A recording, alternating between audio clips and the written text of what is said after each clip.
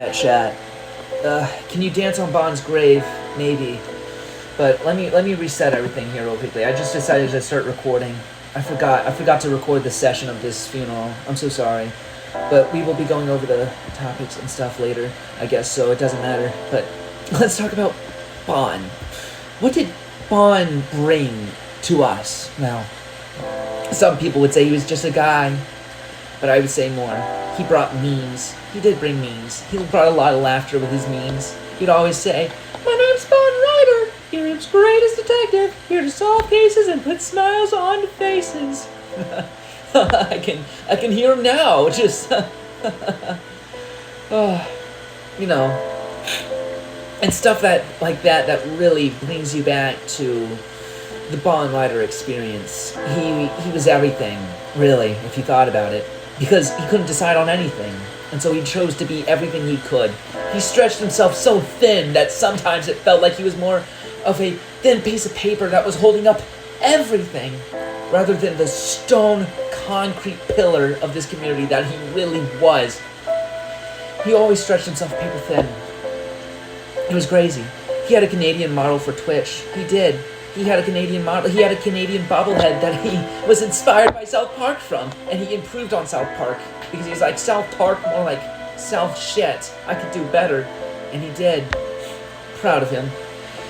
Let's talk about a lot of things. Can we dance on Bond's grave? Well, we could. I think Bond would appreciate that. I think Bond as a person is very much appreciative of dancing on graves, as he saw humor and everything. And so I guess in a weird way he could. Let's see, what else, what other comments did you guys come in here with? I'm stopping to pay my respects. Thank you, Fizzy, so much for that. Rip to Bond, he had so many memes. He did, he had so many of them. God damn it, I can remember them all. Welcome. Hey guys, we're doing something in McDonald's. We're spying on someone in McDonald's. Why would he do that? Only a Bond would think of that. Killed for being too sexy. He was shot down in the fucking street. God damn it. Sorry, I said I wouldn't get emotional, but... God.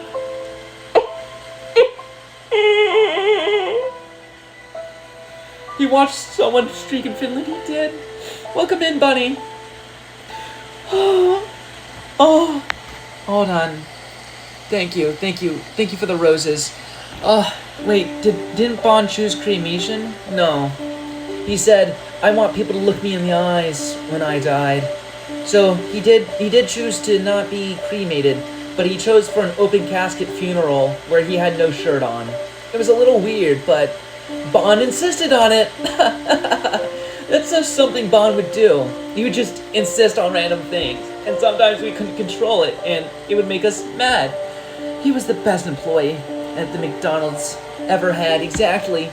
He couldn't help it that the ice cream machine was broken, but damn it, did he try to fix it. He tried to fix it with mayo, but he tried, right? Not everyone's perfect, and that was what was beautiful about Bond, is that he always tried, and he was, in his own way, perfect. Thank you for the prayer signs. Thank you, Hydrangea, for the prayer signs. Another funeral? No. Is this his first one? No shirt, no shoes. Bro's got his whole feet out, man. Shit's crazy. He's got his feet out, but, you know, he wants, when he's entering the new world, on his new journey, he wants to go in without shoes, apparently. He's just raw dogging it out there with, like, feet. Kinda weird, and they're gonna get stinky really fast. So he has to hope that there's no feet people near him. You know, welcome in, Dead Light. Welcome in, Dead Knight. This is the funeral procession for Bond Ryder. I'm glad you can make it. We've been talking for him for quite a bit. What else do we have to talk about? The utter geniuses of him. See, Bond was always trying to create something new, something inspiring, something that his other co-highs and heck, even his senpais would look up to, and they would say, Bond, you are amazing. God, Bond, I wish I could just be just like you. He was always trying to inspire, whether it was in or outside of his community. He tried to get everyone in the chat canceled once. Exactly. He does this a lot, where he would try to do something to get everyone canceled. It was so silly of him. He would What else? He would try to convince his chap to smoke cigarettes because, quote, at least if you're gonna get yourself cancer, to not do it like a bitch, right? What a silly thought. Why would he do that? But that was just Bond Rider being Bond Rider. That was just him trying to be IRIAM's greatest detective. Hold on, I'm gonna have a drink here. Thank you, thank you, thank you.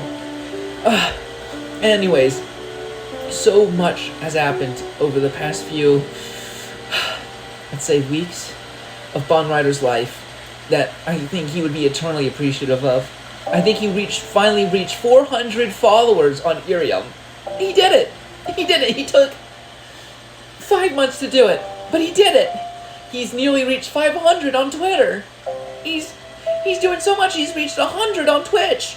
And soon, he was supposed to burst like a phoenix out of the ground. He was supposed to rise and flap his beautiful fiery wings and burn up all of his enemies, and he was supposed to ascend into a new level of content creation.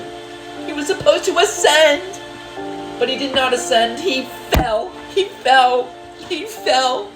Oh, he fell like that Greek guy that went too close to the sun. He fell off, exactly. He fell off low-key, for real. Thank you, Satir. Welcome in. Thank you for the star. He fell off mad hard. And honestly, it was quite disappointing. He had so much potential, so much love, so much passion, so much love and hope and creation. I don't think myself I could possibly ever explain the concepts of Bond and what the high level stuff he was doing. It was sad. Truly sad. Do you guys have anything else to say? If you guys have anything else to say that you would like to say about Bond, you can put it in the chat now. And we will talk about it. Otherwise, I'm just going to keep going. There's a lot of sadness in Bond's life. A lot of sadness, a lot of pain. He lived for a long time. Nobody knows exactly how long he's been alive, but he lived for a long time. There was a possibility that there were other Bonds, but he never got to explore that. He was the best maid we ever had. Yes, besides being the best McDonald's worker, he was the best maid. He himself would produce the milk from his man biddies. He would squeeze them so the people could have the milk. When there was a milk shortage, Bond was there. When there was a milk shortage, let me say this again, Bond was there. When someone needed coffee, he would brew it himself. The best cow in the shed, exactly. What? Yes. Bond always thought of other people like that. You just think, what would Bond do? And he was hoping that his kohais and senpais and everybody around him would see this and be like, what would Bond do in this moment? Beautiful. Just utterly stunning. Just an utterly stunning display of just everything. But I think we need to remember the good things about Bond. The good things, like how nice Bond was, and who are your kohai and senpais? Everybody. I'm talking about the kohais and senpais on IRIAM. Wait, I don't have senpais, shit, right? Bond doesn't even remember it doesn't even remember the fact that he was first gen. You see, that's something funny about Bond. He was always he was the senpai, exactly. He was always so forgetful because he had so much on his mind. You know, like when Bond would just think of things and then forget about them. He would ask you, the chat yourselves, he would ask you guys questions, and then you would answer him, and then he would forget why you were saying that, because he would just forget about it because he was on something else. Exactly. Yes, very, very nice. You are the senpai, old man. He knows. He knows now that he's in a better place. It's been a tragedy, chat. He's done so much. What else? He did a lot of karaoke. He did a surprising amount of karaoke for someone who couldn't sing. But did he let that stop him? No. He prospered. He's like, I'm gonna karaoke on anyways, and nobody can bother me about it. I'll fight if I need to. I'll karaoke so hard you've never been karaokeed on before. He karaokeed on you in a way you couldn't understand. This is what he brought to us. The hero. He was more than that. He was more than the hero. He was more than a detective. He was more than a funny meme man. He was more than a cow, more than a maid, more than everything, more than anyone could put together. He was a man. He was a legend. He was Bon frickin' stinkin' Bonald Ryder. He was accused of being Canadian. He was accused of so many things. He was accused he would be canceled. He was accused of so much. But did he let that stop him? No, he prospered. He soared. As we can talk about the phoenix rising from the ashes, he soared.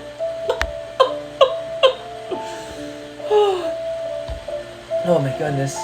So much is happening here. We have so much. We still have so much to go off of. What were your guys' favorite memories of him? If you guys have any favorite memories of him, please put them in the chat. We got so much to talk about. Let's talk about this. No? You don't have any favorite memories of him?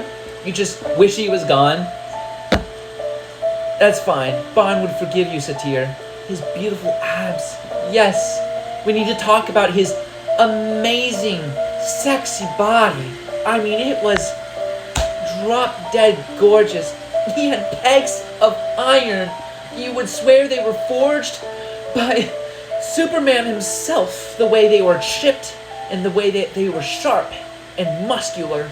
And his abs, the things underneath, the things that held up his massive and glorious pecs, his abs, his six-pack, almost eight-pack abs. You would swear they were chiseled by an ancient Greek goddess, his cringe-inducing speech patterns. Exactly. He had no ability to talk in a normal sentence. He would switch out of first and third person. He would do weird things, like interject things. He would start suddenly crying in the middle of things. He would get upset in the middle of other things, and then he would finally try to end it up on a somber moment, just to go nowhere. Yeah, definitely, he did. It was definitely true. Facts, all logic, no printer. His sexy, godlike voice that brought millions to adore him. People thought he was a DILF. That's how sexy his voice is. His voice was so sexy, people would be like, you give massive DILF energy. And he would say, thank you, because he was so humble about that. He was such a humble man. I forget about this a lot. He was such a humble guy, just as humble as the day he was born. Who's lying dead? Who's lying to the dead? No one's lying to the dead. Bon was a humble person. Sorry. Oh my goodness, I'm burping because I have so much left inside me. The most humble. He was not a DILF. He was a twink. He faced many twink allegations, didn't he? He was told constantly, Bon, you're a dirty twink. You're nothing but a no-good, dirty, rotten tink. But he fought against it. He fought against those allegations. He prospered. He fought, and he would be successful as he could be. He was truly an extraordinary person. A twunk, perhaps. A twunk, perhaps, indeed. He was the biggest twunk there ever was. If you could ever twunk on a twink, it'd be Bon Ryder. Yeah, that's just the kind of person he was. In general, he was just beyond. He was endless. He was all-knowing. 07. 07. Why are we saying 07? We're just doing a normal salute. Are we doing a salute, or did the funeral session crash? I'm hoping the funeral session didn't crash. Saluting the DILF, exactly. Okay, good. That's the sad thing about Bon. He could never decide whether he was crashing or not. You didn't crash, you're fine, thank you. Bon crashed a lot. Everyone likes to talk about the Bon crashes. But Bon didn't like to talk about the crashes because he liked to see the good in people, and he liked to see the good in his streams.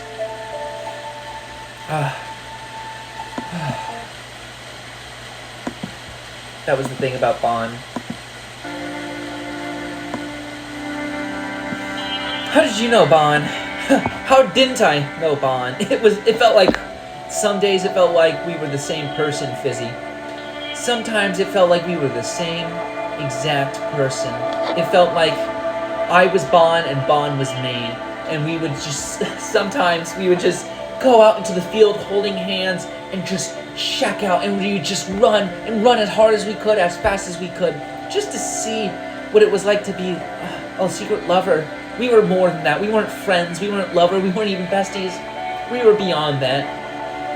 Our relationship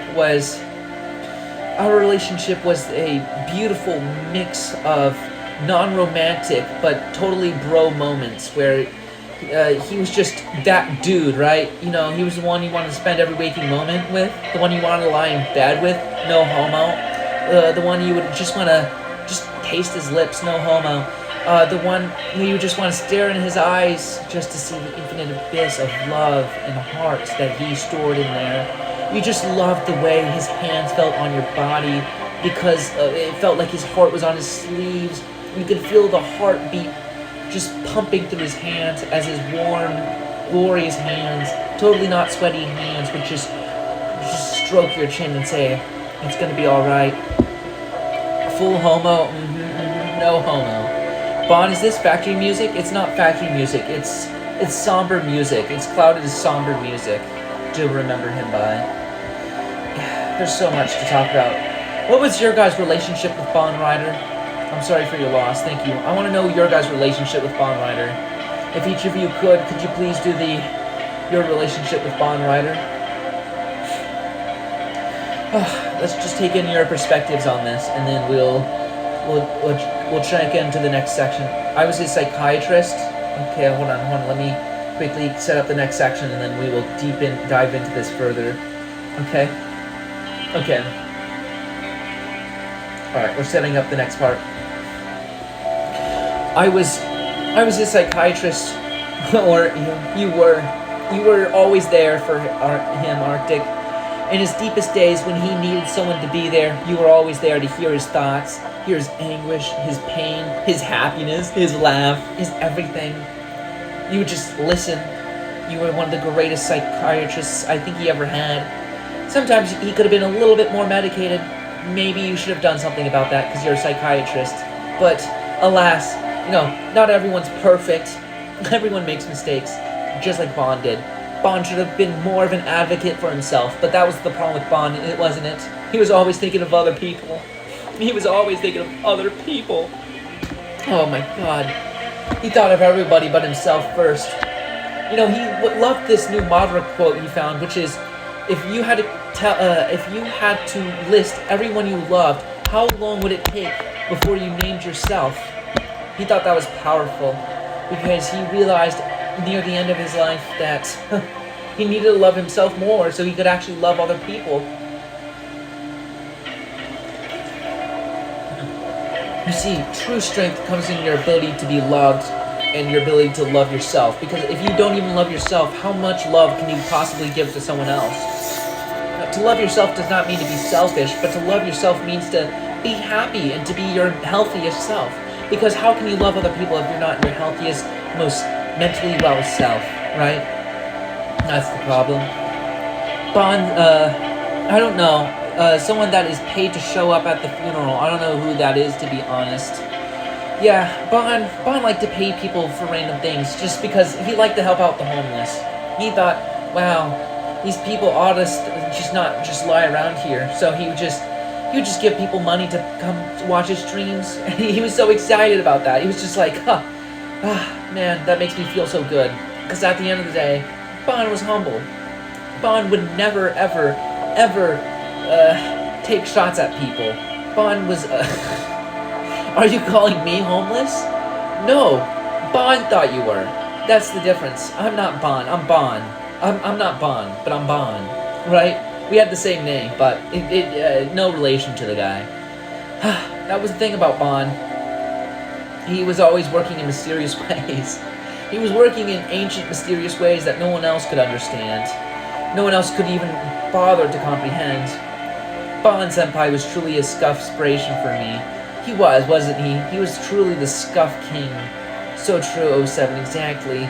He was just the scuff king. He would always be scuffing around. He would see his Kohai scuff and he would laugh. He's like, huh, I remember those days when I used to do that kind of stuff. You know, they would do scuff here, scuff there. They would crash. They would be like, oh, I didn't set up the right music. I didn't do this. I didn't do that. And he would laugh to himself because he remembered doing that.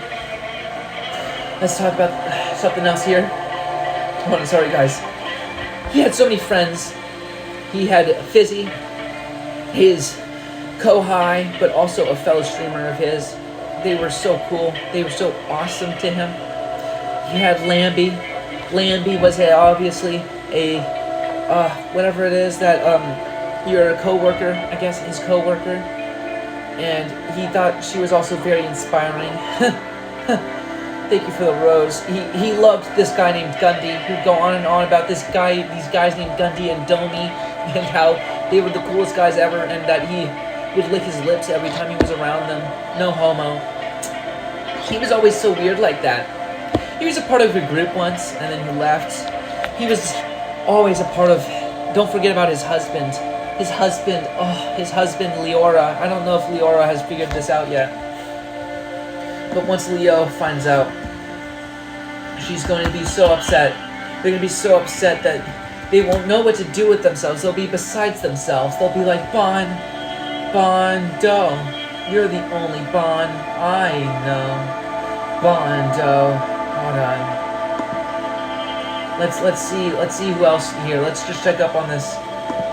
Moral just left a comment on his little funeral page saying it's Bonover. Thank you, Moral. We got so many comments here. We got Justice for Bond Rider. Did I crash? Hello? Hello?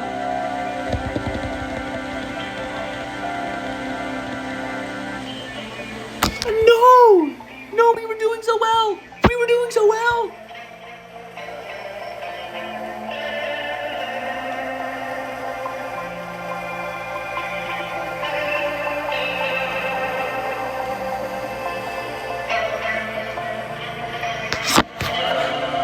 Oh my goodness, hello! Are you guys back? Are you guys back? Please tell me you're here, chat. Chat? Yes, oh goodness.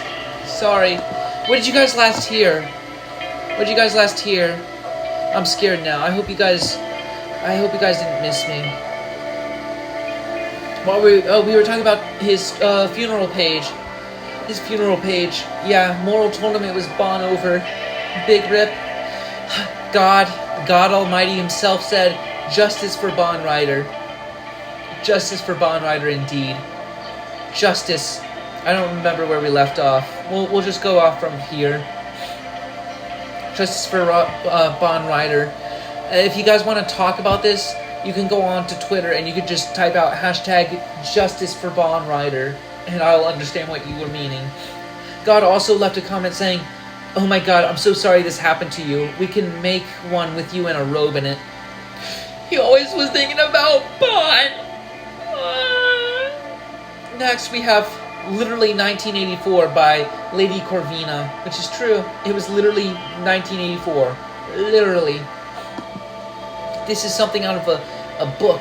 I think someone left a post here saying it was like a mixture of 1984, Animal Farm, and Fahrenheit 451. It was crazy. And all those descriptions of what happened are accurate and correct.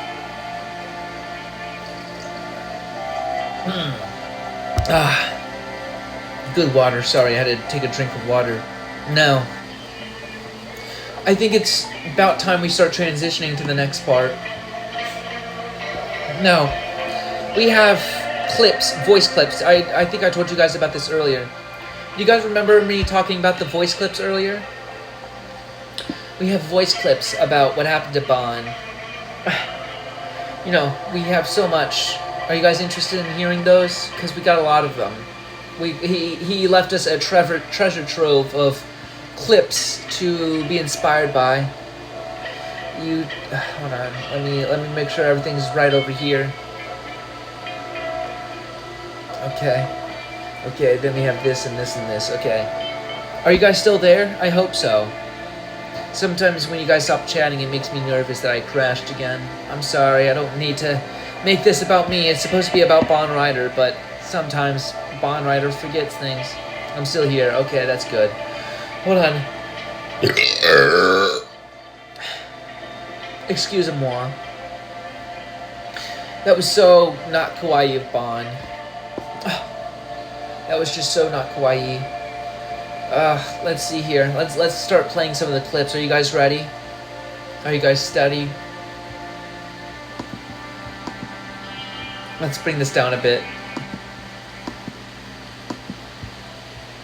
Let's bring down this all a bit.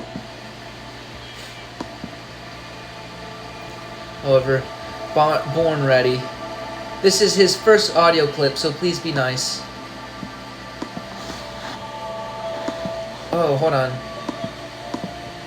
You can't hear it because the audio's too low. Wait, can I turn up the audio from here? Oh, this is playback speed. Okay, how do I turn up the audio? Recording level.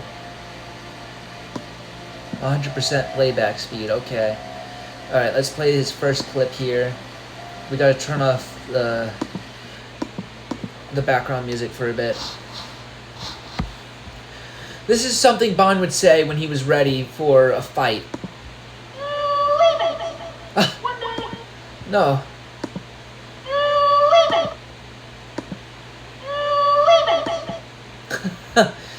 Bon would always say believe it right before a fight because he believed that would give him the best chance in a fight. Do you guys remember that? Do you guys remember when he would just go, believe it? He always had dreams of being something greater than what he was. He was an amazing man. Believe it. We'll play it one more time. Believe it. He did truly believe it. I do. Okay.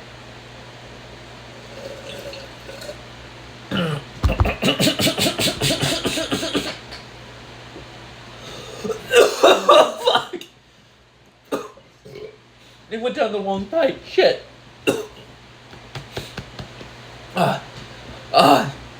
Sorry.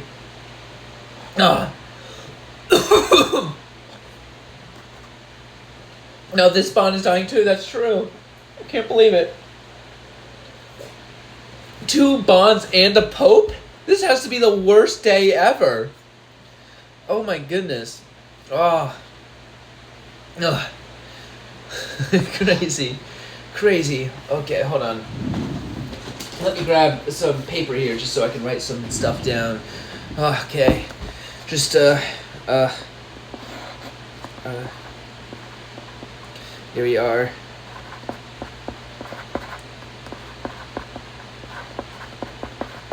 And then we got some other ones. Okay, next. We'll play his next. This was about his dreams of becoming Hokage. One day, I'll become Hokage, and nobody will make fun of me then. You remember that? He always wanted to be Hokage. One day, I'll become Hokage, and nobody will make fun of me then. It was crazy how much he wanted to be Hokage. I'm not sure he actually understood what that meant or the fact that it's actually not real because there's no such thing as a Hokage. Sorry. Are these from when he was 60 years old? These are from distant past times.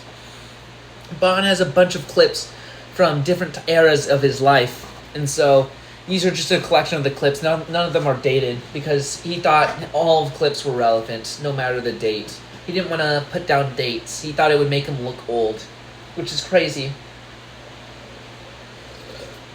Especially because everyone was saying he was a twink all the time. And they were saying he was such a sexy, great twink that nobody could even comprehend the word twink until they came across Bon Rider. You know, one of the more important things to talk about is just him in general. There's a lot of conflicting narratives on Bon. Specifically his goals and dreams, because he would sometimes say he wanted to become Hokage and then switch to the greatest detective ever, to I am the greatest detective ever. It was all a lot of contradictory, nonsensical points sometimes, but I think in the greater scheme, he meant he wanted to be something great. He wanted to do something amazing. He wanted to be something, and Bon just you know, Bond had his own ways of displaying that to everybody. I think truly deep down, he loved and he was passionate about his chat and everybody and everything, and he just loved everything else about society. What else can we talk about? I guess we could talk about his memories. He has more voice clips here, but we'll be going over the memories here. Let's hear his next voice clip. Here. After eating all those expired noodles, my stomach is churning and gurgling. I gotta shit myself. I think this was an interesting perspective that Bond brought up. You see, Bond likes to bring up new ideas, and we can play this again so you guys can hear it. After eating all those expired noodles, my stomach is churning and gurgling. I gotta shit myself. Welcome in, Bronco Demon. I'll play this audio one more time for you guys, just so you can get it through your head. After eating all those expired noodles. You see, this was about his experience to try something new. You see, that was always his passion, was to try something new. It was to try something funny, try something brilliant. It wasn't always successful, but he tried. He tried, and that's what I think one of the greatest memories are, is that he would come in here and he would try to do things. He would try to be different. He would try to be excellent. He would try to be everything. He just couldn't be everything, though. And I think that was the problem. He just didn't understand that. Oh my goodness, I'm so stuffy. My nose is just so stuffy. If you guys have any sort of stories you would like to tell Bond, you can also drop them here. Otherwise, we will keep going with all the... While you're doing that, we will keep going with our audio. You know, Bond had so many memories. Sometimes he just thought of some.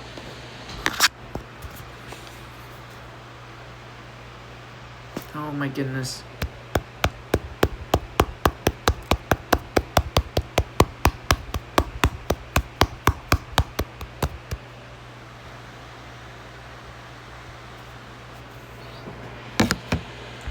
Is Bond back yet?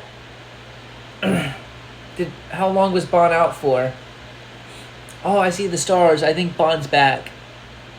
How long was Bond out for, chat? Oh, so many deaths today. Like 1 minute. Oh my goodness, did you guys not hear the audio? Wait, did you guys hear the audio or not?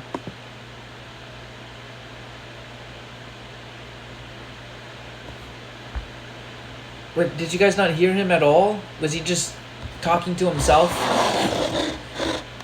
Here. What's going on, chat? You guys heard it?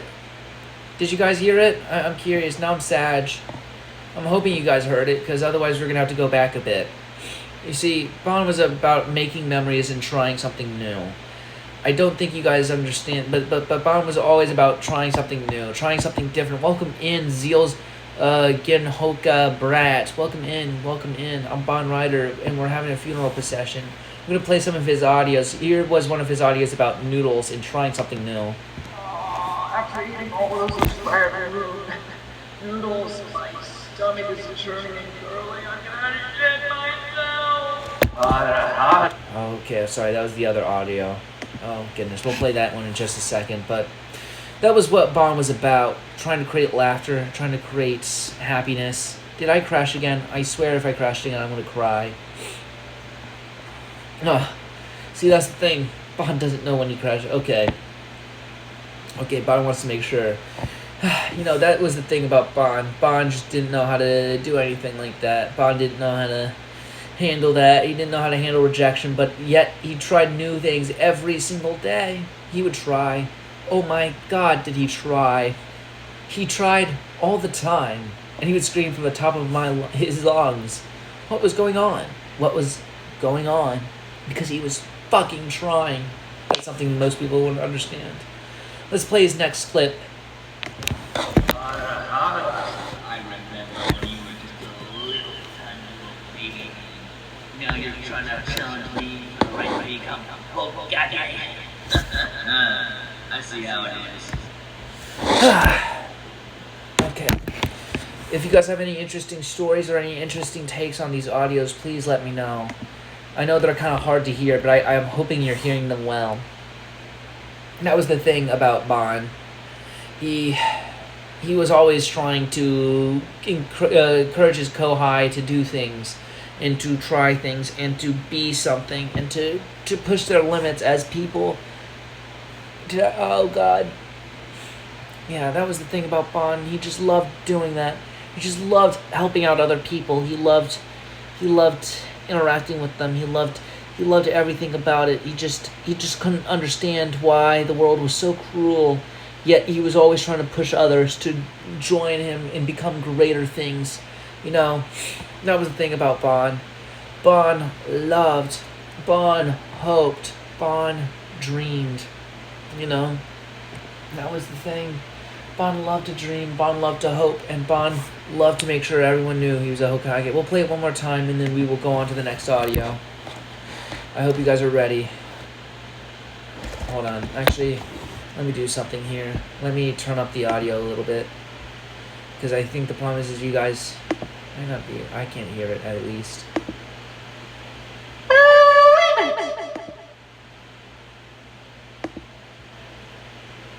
Alright. Here we are. I remember when you were just a little tiny little baby thing. Now you're trying to challenge me for the right to become Hokage. I see how it is. That was one of his biggest audios. He loved to tell people, Ara, exactly. Let's go on. He had a lot of Ara. He was a big, insistent user of the Ara, as you're about to find out. You know, one of the biggest mysteries I never got to solve was why Discord was howling at the moon. Do that! He was always wondering and asking silly questions, but really, if you thought about it, why was Discord howling at the moon? For what reason would Discord have to howl at the moon in a summer afternoon? So wise, so wise. He was just always asking these thought-provoking questions. People said, Bon, are you stupid? But he was like, no, I'm asking the questions you won't ask. And that was the thing. Bon asked the questions you wouldn't ask. The questions you wouldn't understand. The questions that nobody else had the audacity to stand up for. And that was the point. That was the point.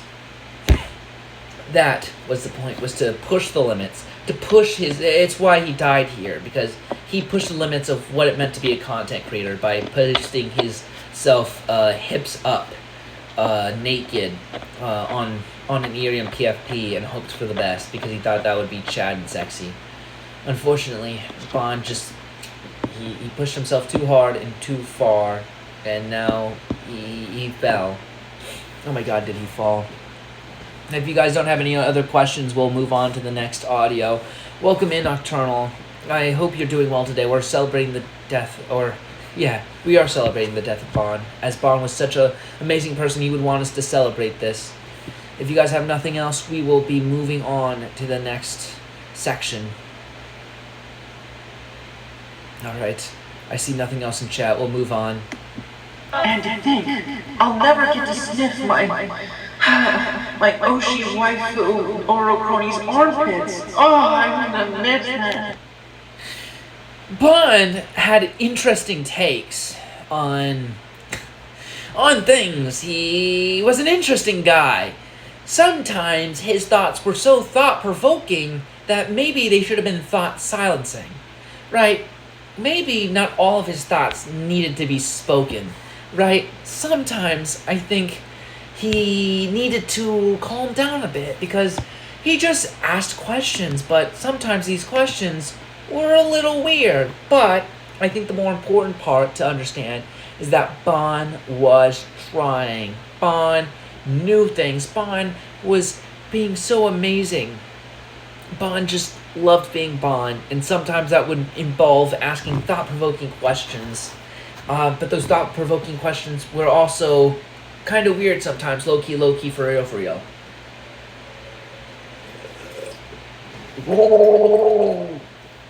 Sorry, I was just wetting my throat. Hold on, let me get a little bit more moist in here.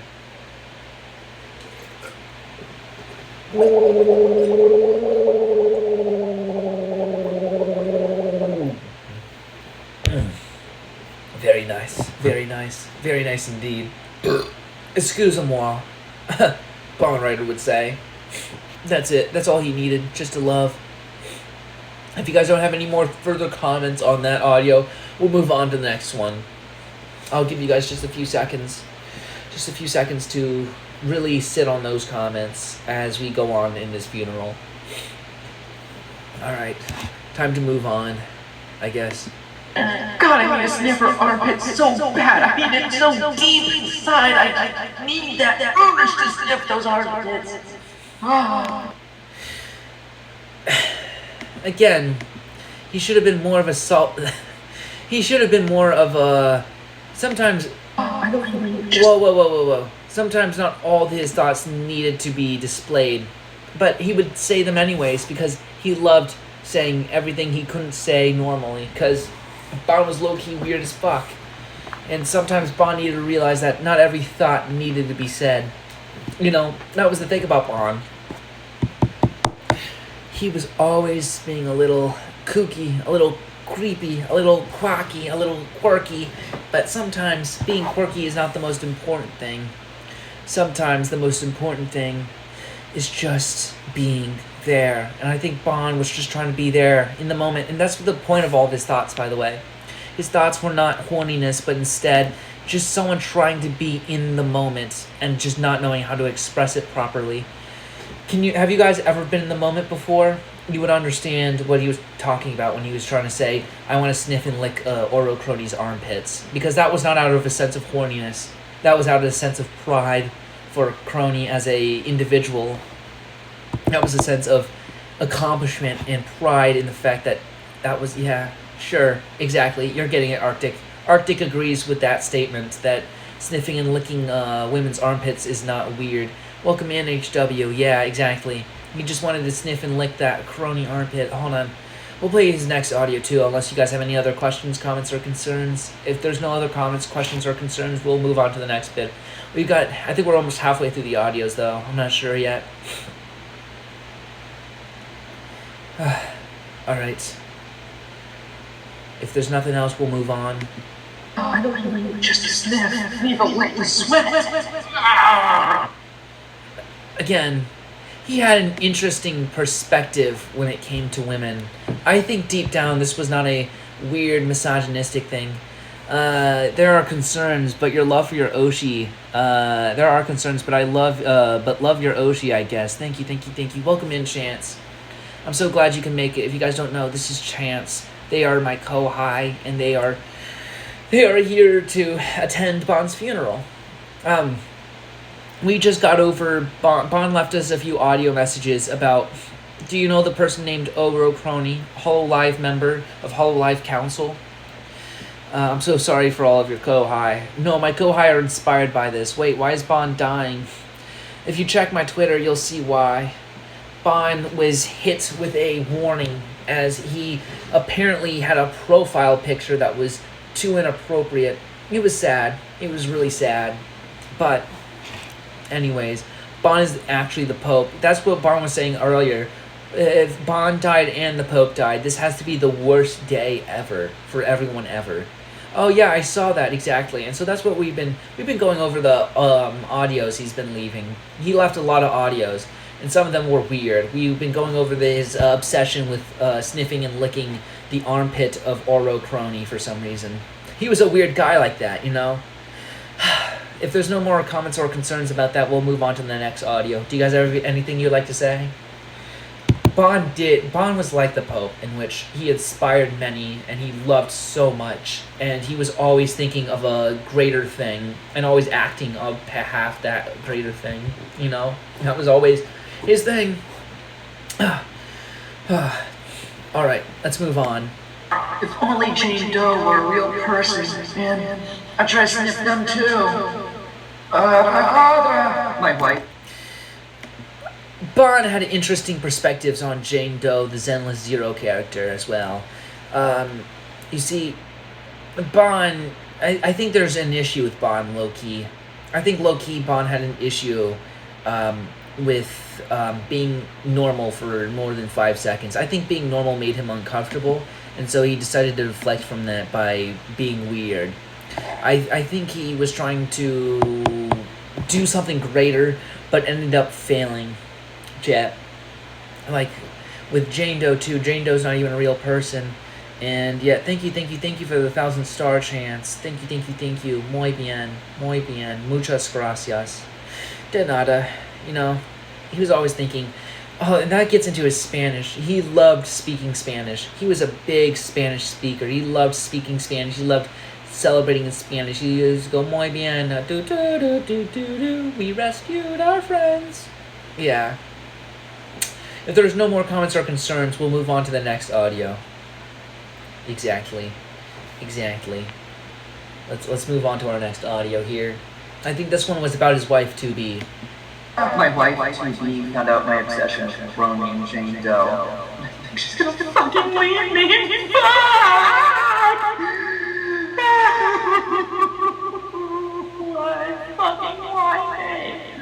Why me?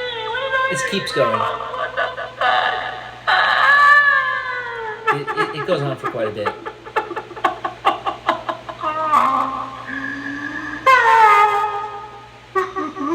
It goes on for quite a bit. Just give it a second.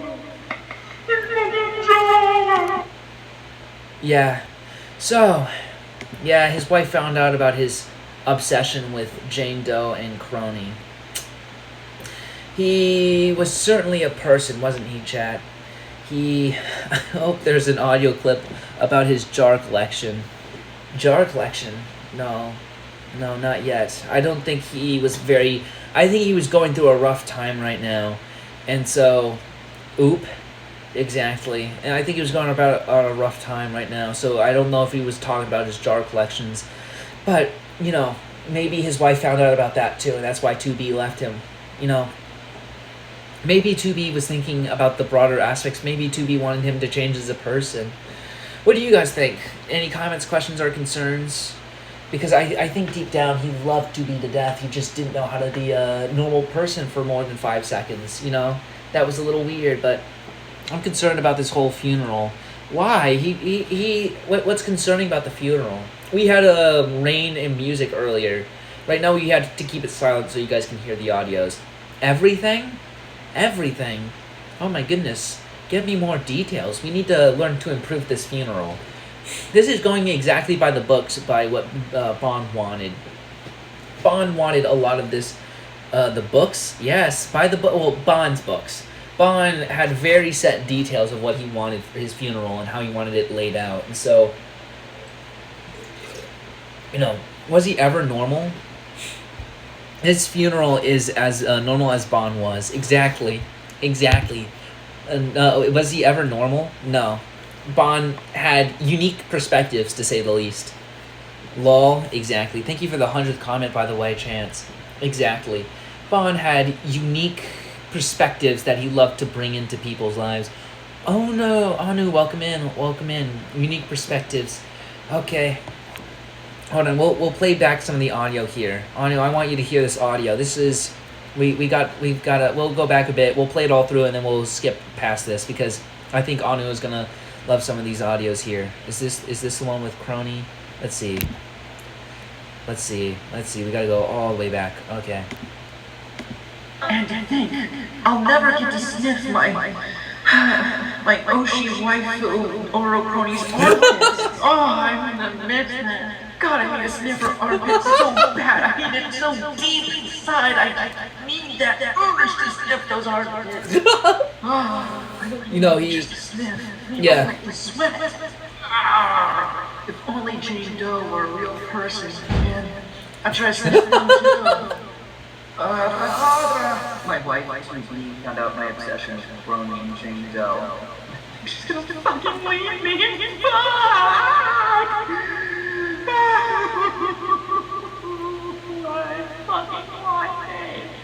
Why me when I'm drunk? What the fuck?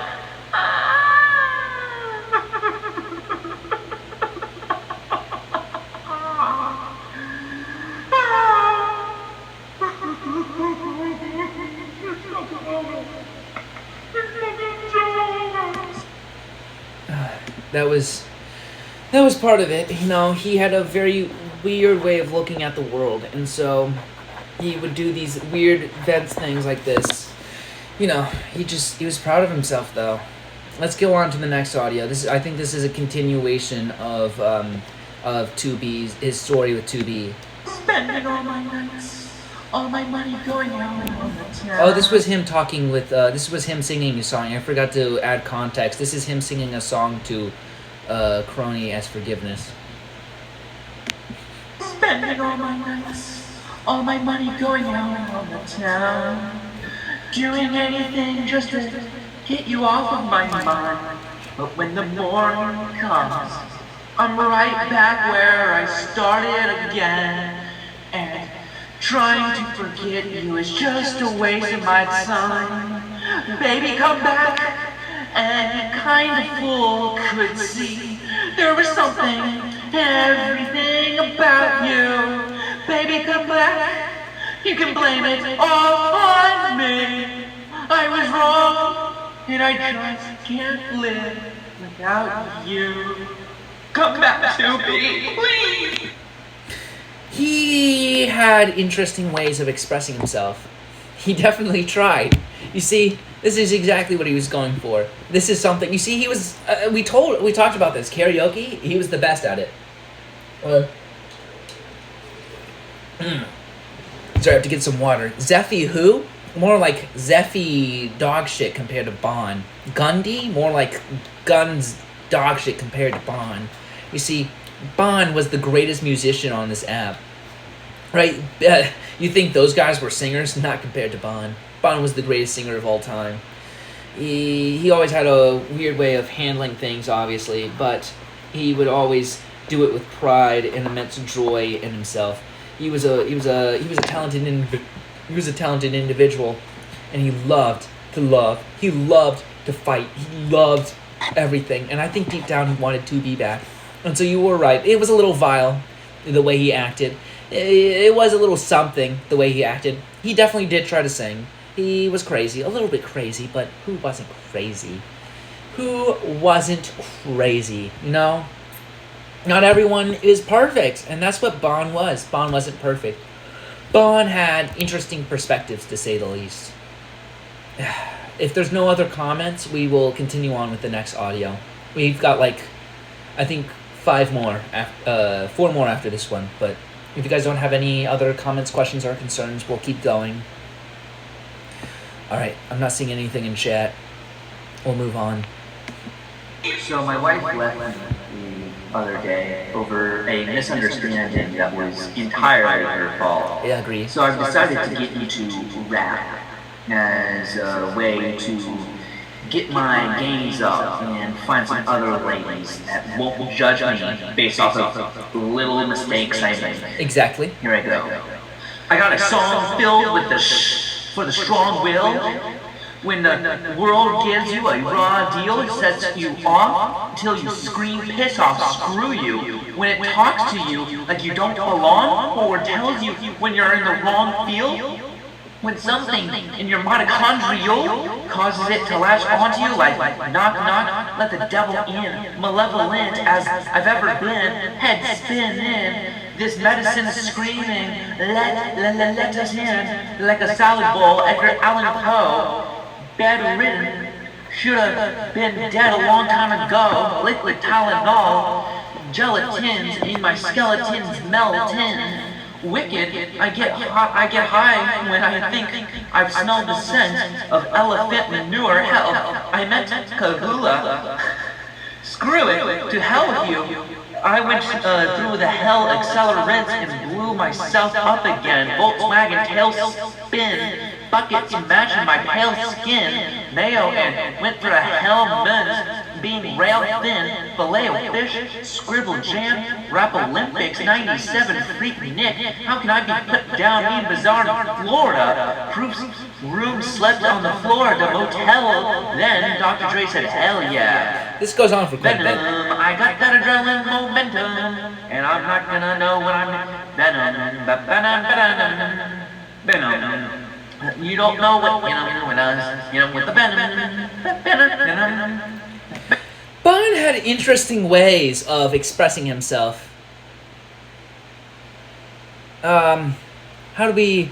I just woke up 10 minutes ago. I need a minute. Okay, Anu had to quit. That's understandable. Am I still here, chat? Okay, it looks like I'm still here. Huh? Not you mouthing the words. Exactly, exactly. Bon had interesting perspectives, don't you think, chat? If I'm still here, please type 1. Just for convenience sake, because I sometimes it will give me like, okay. Sometimes it'll give me like a red sign saying I crashed, even though I didn't crash, and then sometimes it won't give me a sign at all if I did crash. I'm so concerned for Bon. Well, this was his rapping phase, right? I think Bon was trying something new. He was trying to sing the song Venom by Eminem. I'm sure he got confused. Rapping phase. Yeah. It was post-divorce rapping phase. Right? He had a post-divorce rapping phase. And so, you know, some men buy cars when they get divorced. Some men, he got into a rapping phase where he would just rap other people's songs, Right? It was a little weird. It was a little kooky, a little strange, but nothing out of the ordinary for Bon. He feels bad that Anu had to leave. Nah, he killed it. Exactly. Okay, that's good. That's good to hear. Yeah, that's good to hear. Let's if you guys don't have any more comments or concerns about his rap, we can move on to the next section. Any other comments or concerns? Because I think he had a lot to say there with his bars. I think he was really trying to reach for something. He was trying something new and something interesting. I think the next one is his perspective, his post-perspective on his rap phases. Too many voices to concern them. Too many concerns to voice them all. That was also an infamous thing of his. He would leave people with a lot of things to think about. And he also couldn't read sometimes and would entirely misrepresent someone's sentence because he just had no ability to read whatsoever. It was truly impressive. All right, let's move on. Let's move on here. Oh my fucking god, I'm caught! My ex-wife is dating Girlmaster. Fuck my life! He had some strange opinions about things. Like, for example, when his wife started dating the infamous Girth Master, I think he said, quote, "I'm cooked." I think this is not a bad perspective, to say the least, because I think if your ex-wife is dating Girth Master, you're a little low-key cooked. However, I think the broader thing was his passion and the final acceptance of the fact that his love was gone permanently. His love was just no longer there. It was no longer accepted. It was like it was like a U.S. currency in Japan. It was just not accepted. It was like cryptocurrency in China. It just wasn't accepted.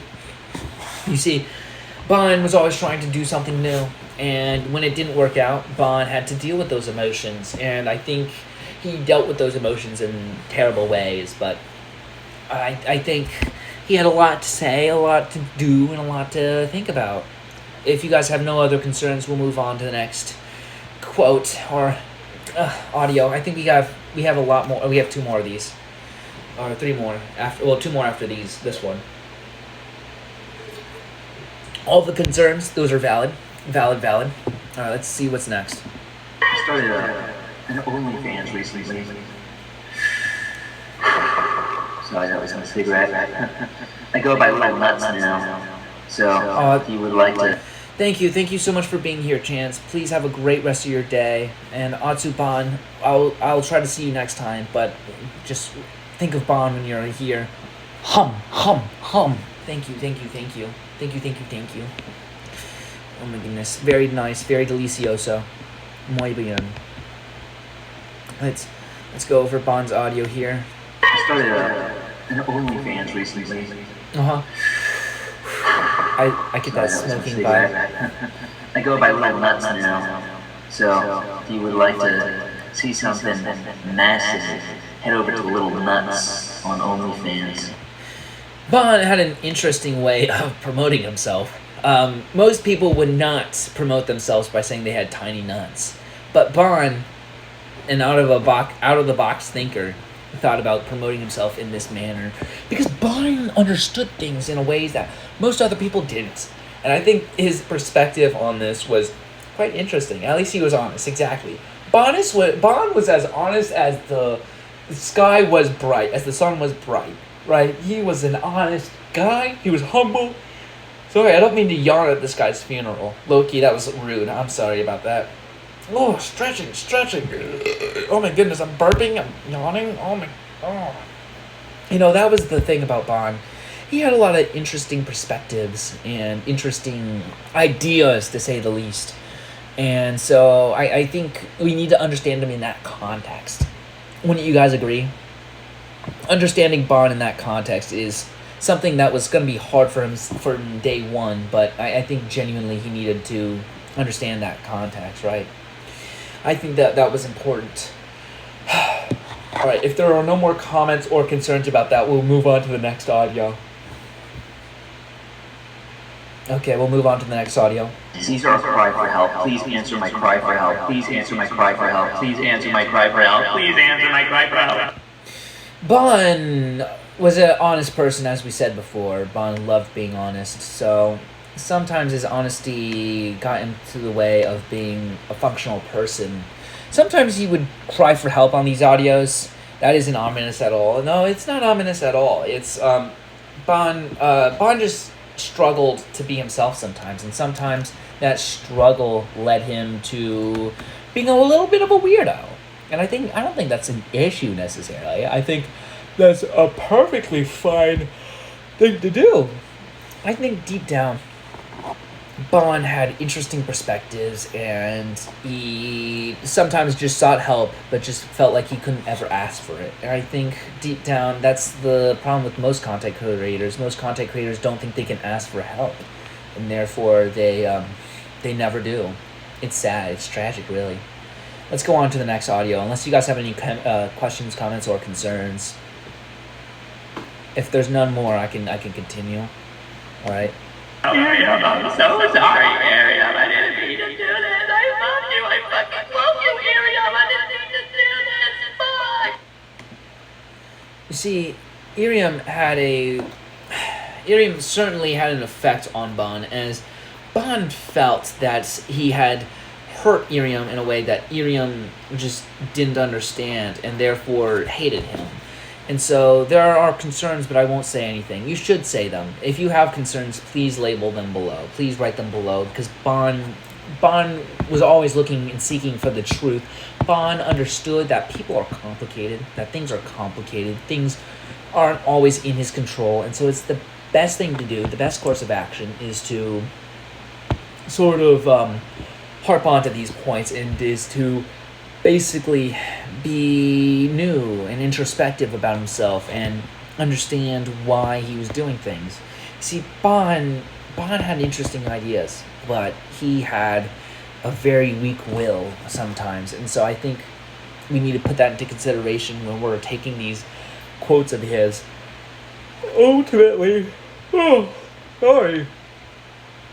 That was the last of his recordings, by the way. He ultimately was just always a struggling person, and so I think if we wanted to summarize him, he was quite goated, actually, and so I think he was quite goated, to say the least. All right, let's see what else we have to do here.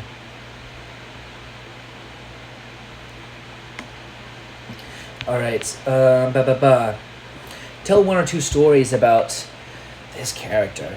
All right, do you guys have any stories about him? Because I think if not, we can do a story, and then we need to do a bathroom break, and then we will start doing the last two bits before we end the ceremony.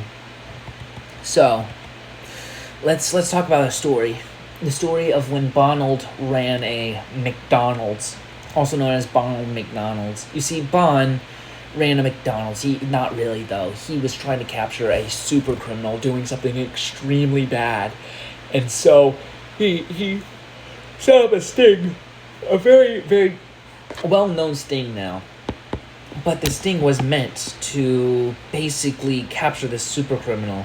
And he sat there with a bunch of everyone else, and they were ready to jump this guy. However, they needed something to act on. They can't just jump someone immediately, because that would be weird, right? And so he would chat with them. He, again, infamously placed mayo inside the ice cream machine. He did so much chaos, caused so much chaos that some people were ultimately always concerned about Bond and Bond's well-being. But I think ultimately Bond was always looking towards the sun when it came to his well-being. He was always looking towards the future. And when, of course, that failed because circumstances outside of his control, and he like blew up the McDonald's on accident. There were a lot of people that were impacted by that, but ultimately, I think the main point is the fact that Bond persisted. Bond pushed the envelope in his discoveries. Next one was the first time Bond ever did a stream, which was his infamous war stream, where he went to exploring the town, exploring everywhere, and then eventually getting into a war zone and getting hurt. And so people got hurt, people got killed, and everything happened. It was pretty sad. It was pretty sad indeed. And so everyone was very concerned about him in this war zone, the war zone that ultimately was caused by a nuclear bomb. And then he had to enlist people into the military so that they could fight off the hordes and fight for freedom. Crazy times. Bond had so many of those crazy times that most people just didn't seem to understand that he was always looking towards the future. My favorite Bond story is how he's very bad at being mean, and so that means he only knows how to be a nice person. Exactly. Bond was always so terrible at being mean. Bond really couldn't come up with insults. He really couldn't come out with chaos, with comebacks. So instead, what he would do, I mean, let's be fair, the guy could hardly read, right? And so I think what he would always do is try to be the nicest, most compassionate, most understanding person ever. And never ever was ever angry or mad or flawed in any way, shape, or form. He was always just the nicest guy because he had to be. He had to be to survive in this world. Alright, as we transition into our... If there's no other story... is there any other stories? If there aren't, we will quickly just do a... I have to quickly do a bathroom break, and then I will be back. But I'm going to leave you guys with some audio.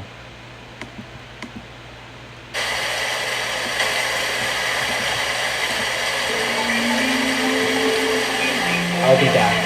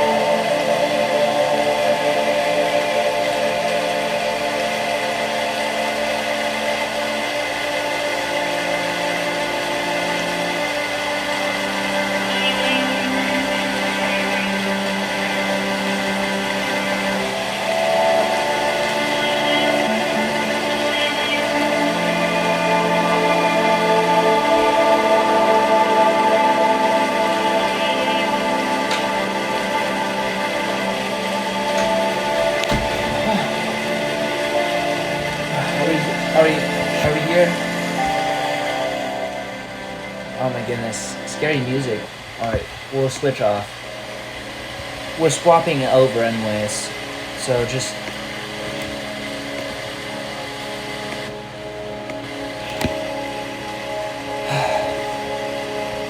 Bond had a lot of things.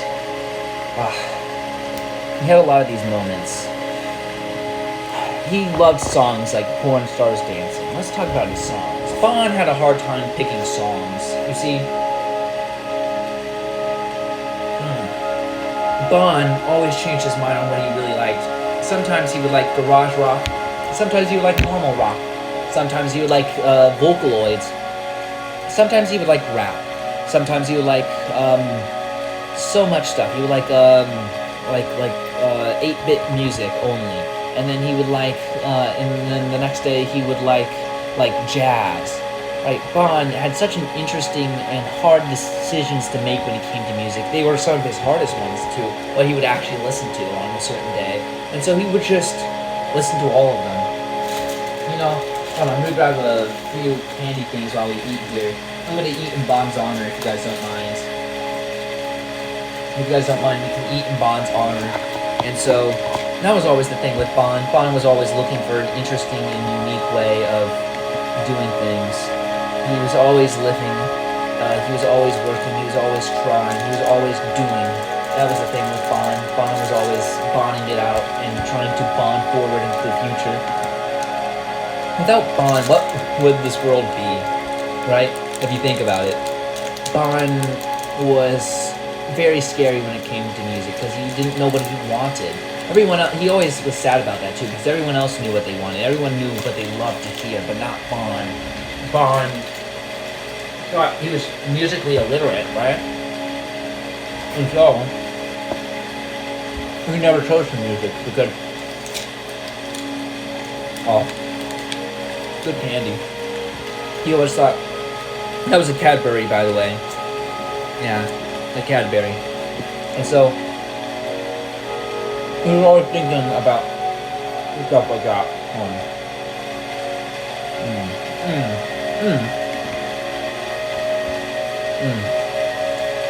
He was a very interesting person when it came to music like that. He always tried his hardest to understand other people and their music perspectives, but he always liked what he liked, and that was pretty much everything. Someone say, amazing. Really good chocolate. You guys should have some. Guys, Bon left candy here for a reason, so you guys can just grab some. Just grab it from the bowl here. Well, let me grab you guys the bowl here. You guys want some? You guys can just grab some from this bowl here. Just grab one. Just grab one if you need. Looting in 10 minutes is crazy. Well, that was the thing with Bon. Bon always understood other people like that. And so, when other people would make stuff like that, Bon understood completely. Bon was a very understanding person at the end of the day. Oh shit, guys, watch out. Some of the Cadburys busted a nut here, apparently, because it's just caramels everywhere. Okay. I got Cadbury nuts all over my face, on my lips. Come on.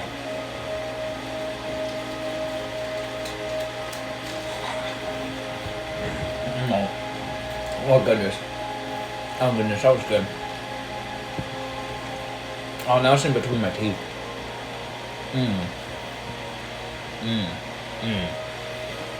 Overall, though, Bon was an interesting person. What else does he have in here? Was he meant to be buried with these guys? I don't think he's... I mean, it's a little bit in his coffin here. I kind of took these from his coffin. Do you think he'll mind? Shit, what? The fucker ate all the Reese's. All the Reese's. What the shit? He's just got Peeps left. Who the hell wants Peeps? Oh my god. That is crazy. Why would he do this and not eat anything but the... Oh my goodness. Just basically ate everything but the Peeps, which is kind of sad, because everyone knows Peeps kind of suck ass, low-key.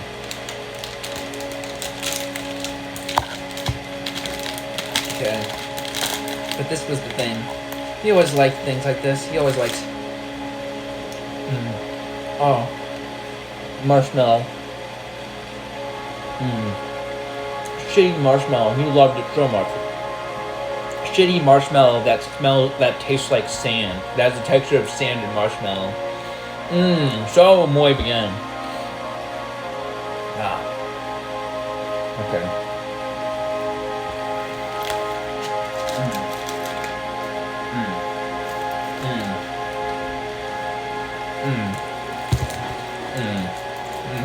Ow. and bit of gum. What else can we say about Bond? What can't we say about Bond? Bond had a lot of interesting perspectives on art. He loved art. Particularly, he loved two types of art. He loved cosplayers, and he loved online art, because he thought they were so cool. Primarily if they were pictures or cosplayers of 2B. He would do anything for them. It was crazy. It was crazy how much artwork and stuff he would buy for 2B. I mean, it's totally not like he has a 2B artwork hanging off of his computer right now. That would be weird if he just always got to look up and just see 2B. You know, like 2B was always there. Oh my god, why the hell does this guy have dots in his... Why would you have dots in your... Who eats dots in their grave? Nobody eats dots normally. Who would take dots to their grave? This guy was so weird. What in the world? What is this thing? What are the flavors? We gotta look at the flavors here before we decide to pick on them too much. Oh my god. Oh god, the peeps are still with me. Ugh. Peeps are horrible. No good. No bueno. Island Nectar, Wild Mango, Paradise Punch, Karma Melon, and Grapefruit Cooler.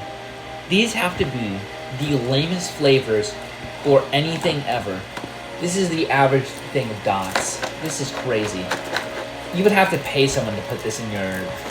Yeah, I guess he got paid for it, because there's no way someone willingly, not even someone as much of a cretin as he is, would do this. Oh my goodness. Alright, he has a bunch of Hershey Kisses in here. Maybe he can make a s'more with that. Maybe he can make them down to s'mores. I think he's thinking about doing that. I think Bond was thinking about making the kisses into s'mores. What do we think, chat? Is that based? Is it based to turn your things into s'mores? But that's sort of the issue. There's so much happening today. So much stuff happening. So many people hurt. So many people in anguish and tears that this had occurred. It's truly a sad, sad world. You know, I think we need to talk about how it felt to be in the room with him. Chat, do you have any experiences? What would you guys say to him if you were still alive right now? What was it like to be in the room with him? I genuinely want your opinion on this. What did you guys notice? What did you guys not expect from him? He was always doing weird things. He was always talking in tangents. I get it, like a fever dream. That's exactly. He was always talking in tangents. He was a weirdo. He was a freak. He was no good for nothing, rootin' tootin', ready for shooting, crazy. He sometimes spoke in weird, almost cryptic noises. He just never knew what he was doing. It's almost like he was improvising every sentence he ever said. It's like he never really thought about what he was saying. Do you guys get me? It's like he never thought about it. He was always just improvising every single word and hoping that somebody somewhere would understand him. It was like he was speaking the same language as everyone else, but he was speaking a different language, if that makes sense, chat. Chat, what do we think about that? That was perspective, right? That was retrospective. You know, people talk about how you handle grief. There were people tend to have outbursts, laughter, or utter tears. I think Bond would have preferred laughter.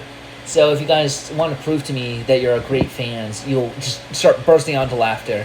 No context, no nothing. You won't explain yourself if there's people around you. You'll just start going, ha ha ha ha ha ha ha, and you'll laugh it out of you. I want you guys to laugh the sadness out of you right now. Can you guys laugh the sadness out of you right now? Imagine if I had a gun. Imagine I had a gun and I was telling you to laugh the sadness out of you right now. What would you do? What would you do? I'm betting you guys would be uncomfortable and surprised, but I would choose the gun.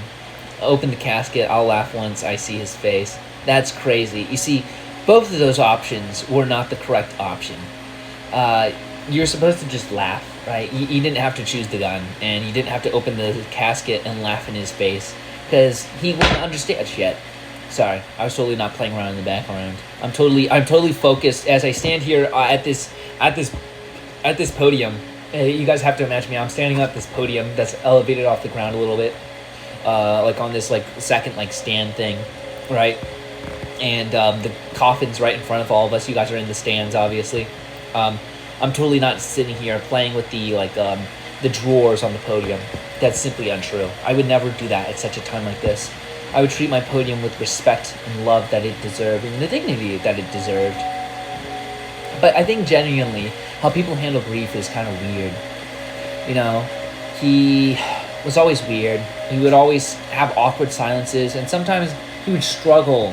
He used to struggle to structure, you know, things, because he was always so nervous about what was the correct way, what was the best way to do it in a way that his audience would like it. Because at the end of the day, he had an almost OCD level attention to what his audience liked and didn't like. And I think deep down that was his thing. He was like that. He was just always thinking of other people, always trying to do other things, always trying to be something else. But Bond always just had to focus on being Bond, because I think that's what people appreciated the most about him. They appreciated Bond for what he was, which was Bond. Bond was just Bond, and people just need to start bonding it out more. I think, genuinely, people need to start being more Bondish and stuff like that. Hold on, I gotta answer this email real quickly. Sorry, people are DMing me over Discord about Bond's funeral. It's kind of sad. You know, it's just in general, how do we do these things? How do we approach these things? How do we understand these things? How does someone do something? It's just crazy. If you guys have any poems you would like to read out to Bond, if he were here, what would you guys write? I think Bond loved poems a lot. His favorite one had to be one from World War II, which was also featured in Interstellar. Let's look it up now. Interstellar poem. Do not go gentle into that good night. Do not go gentle into that good night. Do not go gentle into that good night. Old age should burn and rave at close of day. Rage, rage against the dying of the light. Though wise men at their end know dark is right, know their words have forks, no lightning, they do not go gentle into that good night. Good men, the last wave by, crying how bright their frail deeds might have been, have danced in a green bay. Rage, rage against the dying of the light. Wild men who caught and sang in the sun, sang the sun in flight, and learned too late they grieved it on its way. Do not go gentle into that good night. Grave men near death who see with blinding sight, blind eyes could blaze like meteors and be happy. Rage, rage, rage against the dying of the light. And you, my father, there on the sad heights, here, bless me now with your fierce tears, I pray. Do not go gentle into that good night. Rage, rage, rage against the dying of the light. Bond really liked that quote. It was about not going gently, not surrendering to death, but fighting and fighting and fighting until the end. No. Bond had a lot of things he would like to say. He had a lot of ideas he would like to get out. He would have a lot of perspectives he would like people to understand about him. Hold on, we have to. I think he had a song he wanted us to finish on.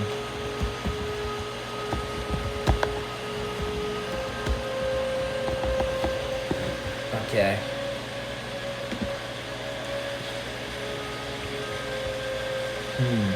We'll sing this song afterwards. Because roses are red, violets are purple. Rest in peace, Bond. LMFAO. Sucks to be dead. Would never be me. That's crazy. As if Bond was able to read poems. Bond just read 2 poems in a row. Bet you haven't thought about that. Bon understood things, and Bon would have been happy that you were happy. You see, deep down, Satir, you're playing into his shenanigans. You're playing into his mind. You're playing into his thing that he wanted you to play in with. What you didn't understand is that Bon is like this type 2, like type 1, like immense, like manipulator, and you were falling for his traps. You fell for his traps. He knew what you wanted to do. He knew you were thinking about him in the end. And that's what he likes. He likes the fact that you think you're laughing at him, because he knows at the end of the day, he's not thinking of you, but you're thinking of him. You see, at the end of the day, Bond was kind of like that. He was always very thought-provoking. Can I put a black heart into Bond's casket? You can't put a black heart into Bond's casket. Because Bond will take that black heart and turn it red and give it back to you. That's what Bond was able to do. Bond was able to take black hearts that people sent him and turn them red again. Red and flowing with blood. Sure, it wasn't his blood, but didn't matter, right?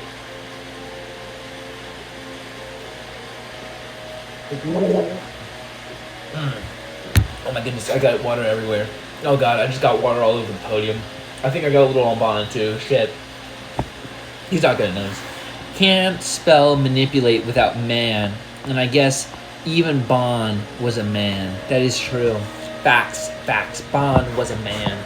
And he liked to manipulate people because he thought it was based.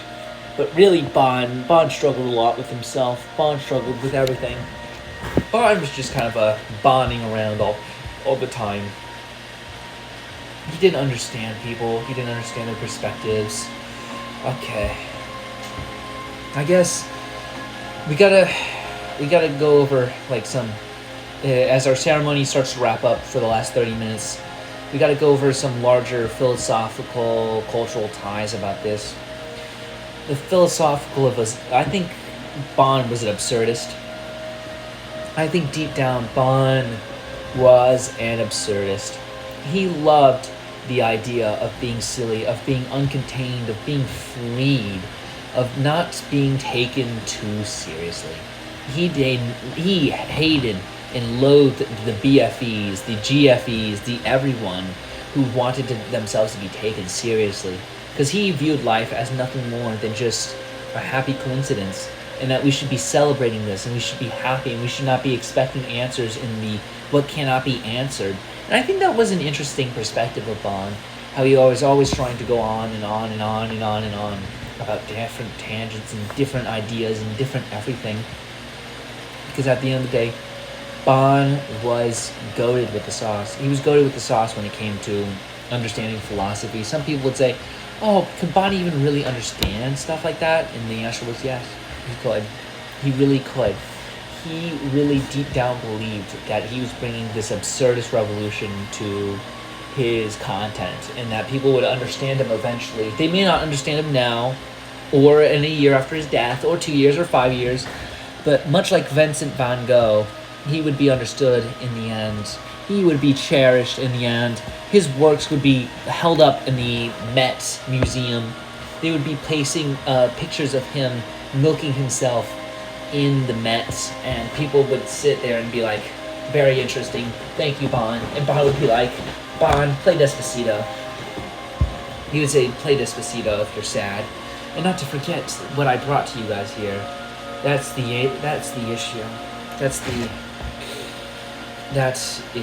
the issue. Welcome in, Cherry Cub. We have gone over a lot today. We're in the closing arguments. We're in the last 28 minutes of our funeral here. I'm glad you can make it. We are just talking about that. I think I wrote a little. Hold on, let me pull up my list here. I wrote a little monologue, if you guys wouldn't mind. You know, can I read you guys this little monologue? You know, it's strange the way the silence hits you after a funeral. Not the ceremonial silence, the kind in the room while someone reads a poem they barely got through without crying. I mean, after silence, when the chairs have been stacked, when the last polite handshake is over, when the house is quiet again, and the suit feels too tight for your body to remember it's tired. That's when it creeps in, the awareness that someone is really gone. And not in the poetic, they live in our hearts kind of way. I mean, they're not coming back. Their toothbrush is still in their cup. Their socks are still in their drawer, but they're not coming back. And the world just keeps going. It's bizarre to think about how everything is left there with you and how you sort of just have to deal with that. How you have to just clean that up eventually. Eventually you will have to clean it up, and I think it's heartbreaking because it reminds you that they're gone. Every single sock, every piece of underwear, every jean, every shirt just reminds you that they're gone. It's jarring how grief doesn't follow the rules. You expect it to hit you like a wave, but it's something more slow. It's more of like a slow leak over time. You might not even cry at first. A lot of people don't cry at first. I didn't cry at first. I didn't cry on the second day, the third day, the fourth day, a weekend. But once you hit that 2-week mark, that's usually when it starts to hit you. That's when you just start crying for no reason. That's when you just don't understand what is happening to you. You shouldn't be this upset about it. I mean, it happened, and it was so long ago now. But you can't help but cry. You see, it shows up days later, like in the grocery store, or when you're making coffee, and suddenly you remember how they like theirs. Extra cream, 2 sugar, always in the chipped mug you thought was ugly. And then you're just standing there, holding a spoon, crying over a memory that no one else even knows. It's sad. I've been thinking about this a lot. What we really leave behind. Not the official stuff, not the will, or the gravestone, or the carefully worded eulogy. I'm talking about the tiny echoes, the inside jokes, the smell of their cologne still clinging to their coats, the weird way they cut their sandwiches, how Bon always loved to cut his crust off because he thought crust was grody, even though it was all just bread. What lingers, that's what lingers. Not the bad thing, not the big things, but the weird, small details that no one else would really think to write down.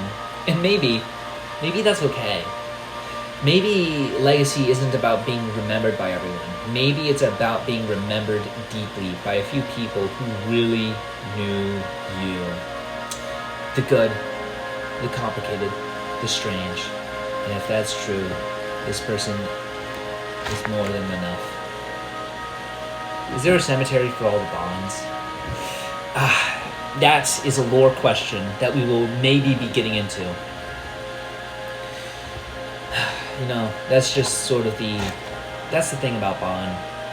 There's a lot of Bonds, and Bond doesn't understand it, and Bond usually doesn't find out about the other Bonds until he dies. That's the tragic thing here. You want to know something, chat? I'm the first Bond to ever see another Bond. Isn't that a little weird?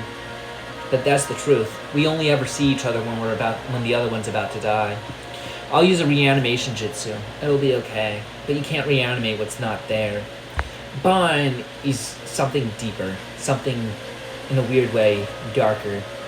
He tries to put on this happy, detective-go-lucky personality, but I think what Bond really is dark and mysterious and scares him himself. He doesn't understand why he is the way he is. He doesn't understand why he feels the way he feels. He doesn't understand a lot of what he does, but he does understand that people really love that about him. Bond, in a weird way, always felt like he had a dark creature inside of him. Was Bond the Naruto of the Bonds? Bond wasn't made fun of by the other Bonds. Bond wasn't ostracized by the Bonds. Bonds really had nothing here. Zalin, welcome in. Thank you for being here. Welcome to the funeral. You see, Bond had interesting ways of expressing himself, and not just expressing it himself, but from me and Ano. Hi. But in the larger lore context, I think it scares us Bonds to know that every time we join in, we will never really get to see the other one, and when we do, we know it's too late. We know the Grim Reaper has swung his scythe, and our head is in its grasp. Welcome in, Louis. Welcome in. Welcome to the funeral. We're in the last 22 minutes of the funeral. It is poetic, because these are just Bond's thoughts. Bond's thoughts were always poetic, weren't they? And that's the thing.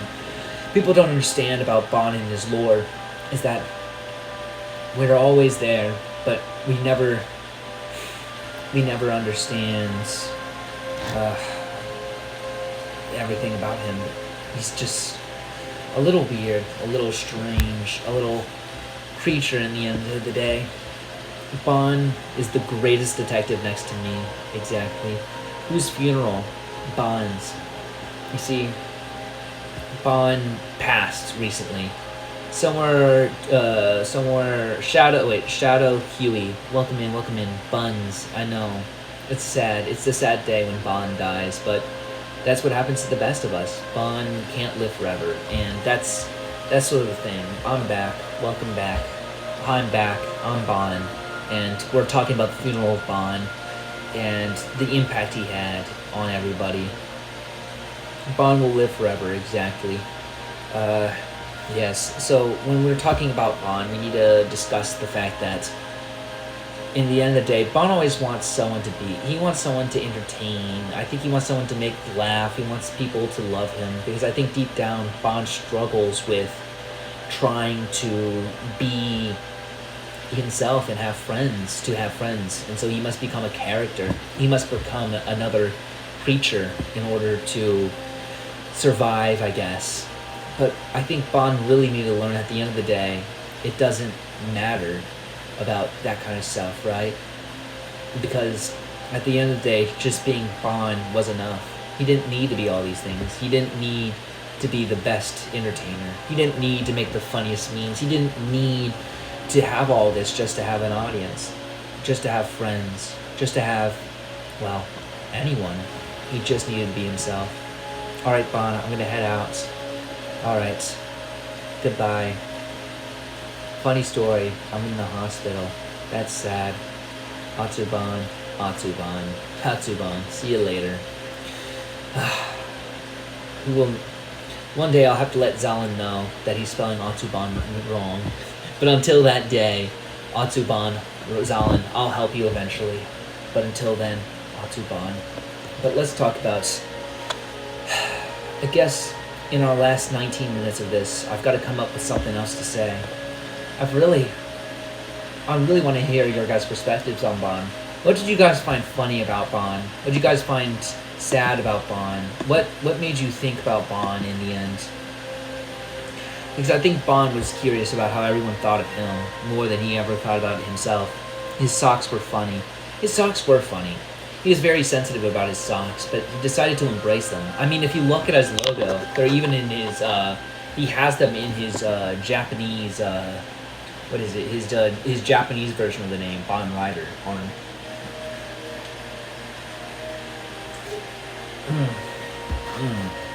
Very nice. Did he die wearing his socks? He died wearing everything.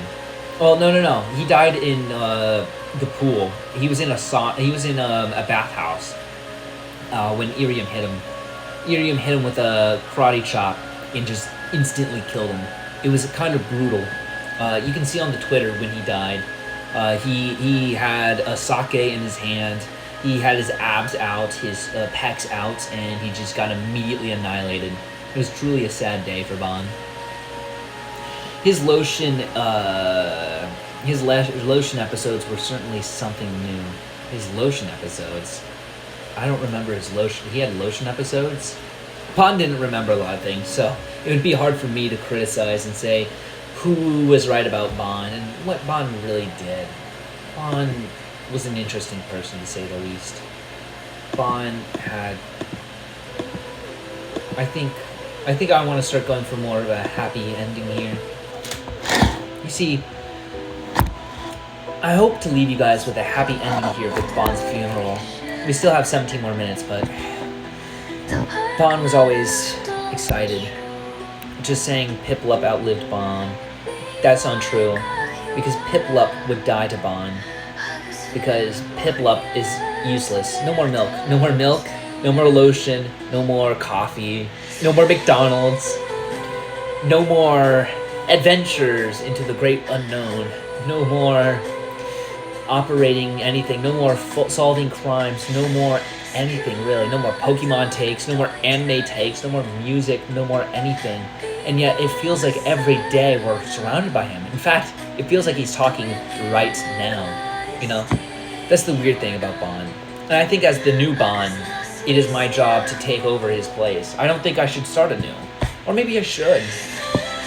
This is what conflicts me the most, is that on one hand, I want to continue what I have, but on the other hand, I feel a need to express myself in a new, interesting way. I feel like Bond needs to evolve. I think Bond needs to do more than that. I think he needs to... No, I don't think Bond needs to start over. I think a good part of evolving is the starting over process, isn't it? I think at the end of the day, Bond needs to become a new person, a new being, a new thing entirely. I think he struggled a lot with himself. As I sit here and look at his corpse, I think to myself, what would Bond do? What Bond would it do? What is Bond? How is Bond? What is the point of Bond? Bond had really no idea what Bond was supposed to be. Bond came into this just bonding in a weird way. But I think deep down, Bond always wanted to find a direction, a way to get the most people to notice him, the most friends to have, the most everything he could ever want, the most happiness, the most everything. And I think he's always struggled to find that way, in a weird way. It's kind of like a person wandering in endless forest without even a compass. He's just had to figure that out. He's had to figure everything really out. He's had to design his own things. He has had to promote himself, and he's just figured everything out, you know? And I think that's the issue a lot with a lot of us, is that we're, in our own way, we're all like Bond. We're all trying to find our ways to understand ourselves and to figure out what we're supposed to be doing and what we're supposed to be as people. I think that's what scares us the most. It's just this general non-understanding of us. It feels like a lot of us are falling down like into an endless abyss, and we're just trying to grab onto anything, any sort of remnants. And I think the best way of handling that is just to stop seeing it that way. You're not falling down. You're walking. You're on solid ground. You're walking through a forest. You're so focused on getting out of the forest, you have yet to see the trees. You have yet to see the beauty in the bushes, the brightness in the trees, in the leaves that they fall down, the animals all around you, all the life that's around you, all the microscopic germs you'll never get to see yet are still there. I think that's an interesting way of looking at it. You're looking too far in the future, like Bond did. Bond looked way too far in the future for himself, and was not focused on the immediacy. And I think that's what a lot of people struggle here with, is looking past. They struggle to look towards themselves and their immediate surroundings rather than what's the future. Bond would love to go drop his bald photo. Bond would have loved go drop his bald photo. His bald photo. I do have to find his bald photo eventually. I think it's somewhere. I don't know if I ever posted his bald photo. Let's see if he ever posted his bald photo. It would be recently. Let's see, his bald photo. Bond bald photo. A bald photo of Bond. I don't see a bald photo of Bond. Maybe we'll find... Oh, there, yeah. He posted a bald photo of Bond. He posted it a long time ago, on the 14th of March. He posted a bald photo of himself, and his hat floating above him. His hat always floated above him. It was kind of weird, kind of magical in a weird way. I think that's something Bond was always like. He was always magical. Do you guys have any questions, comments, or concerns before we start wrapping this up for the last 10 minutes? I will find it on X, yes. You'll find a lot on X about Bond. Bond was, if you didn't know before he died, he was trying to change all of his stuff around so he could be more efficient. He added more context to his X. He added, on his Twitter, he put a view more, an additional, additional paragraph to what he was and what he wanted to be. Kunichi Bond. I'm Bond Ryder. I'm IRIAM's greatest, scratched out, and most chaotic detective. QMA, welcome into Bond's funeral. Thank you. He will be an honorary bald life memory. I hope the bald life memory lives on with you. In short, I solve cases and put smiles on faces. I worked with IRIAM to spread giggles and goofiness to my victims' crossed out viewers. I do everything from silly role plays to war drops to creating horrific fugues to even making skits. If any of this seems interesting to you, please give me a tag. Please give me a follow and check me out. Check me out on mostly every other app. Who did this to you, dear? IRIAM, you gotta look up my. I posted about it on Twitter. I posted it on Twitter about my death, and he had new tags and everything. He added tags there. He put himself in Nightmares, Pennsylvania, United States. Because that's where he was. He was in your nightmares, and that's in Pennsylvania. Because imagine, I was trying to imagine a scary place. Someone said hell, and I said, you know what's worse than hell? Pennsylvania. And so that's what happened to him. He lived by the blade, he died by the blade, and he lost his life. That's the sad thing about Bond. That Bond just never really understood why the world was so cruel. Why fate had to be this way. Why fate had to take Bond away. Do you guys have any QMA as a Kohai of Bond? Do you have anything you would like to say to Bond if you were here now? Arctic, Louis, and Zalin, if you have anything you would like to say, just put it here now. Oh my god, that's hilarious. I just saw this post. QMA 07. Wait, that's not my message. That's not your message. No worries. You know, Bond would have laughed at that. He owed me $5 million. I think Bond owed a lot of people a lot of things. I think what you need to think about when you say Bond owed me $5 million is the fact that Bond gave you a lot of love in exchange for that $5 million. You see, $5 million means nothing in the short term. What really means a lot is the love he gave to you. You see, the love he gave to you is nearly infinite in its value. And so in a weird way, your $5 million meant nothing. So if he did take it, he used it for a good cause, totally not to benefit himself. And you're really not the bad guy, but you know, kind of weird for bringing up the $5 million. Can I write Bond Piplup on my Bond is less than Piplup on my case? Casket on his casket? No, do not etch anything into his casket. His casket, first of all, no one's better than Bond, and most importantly, not Piplup. Not Piplup, because Piplup is kind of a god-awful Pokemon. May Bond rest in pieces, and might he also rest shirtless in the way of justice. That's what we talked about early on, is that Bond is currently doesn't have a shirt on in his casket. He's just kind of sitting there, just no shirts, just underwear on, and his socks and shoes.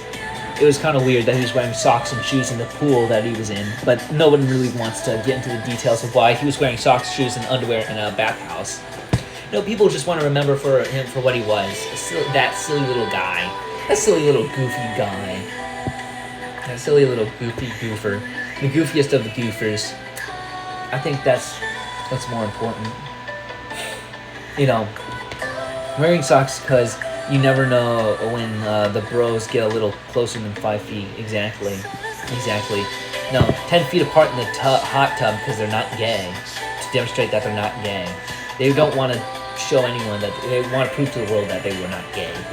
That's what we were talking about earlier. Homo, no homo. Full no homo. Full homo. It's a little bit of homo.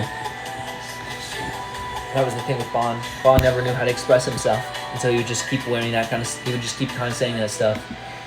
Lots of homo. Alright, let's open up the audio here. We'll play over the audios one more time as we wrap up the stream here.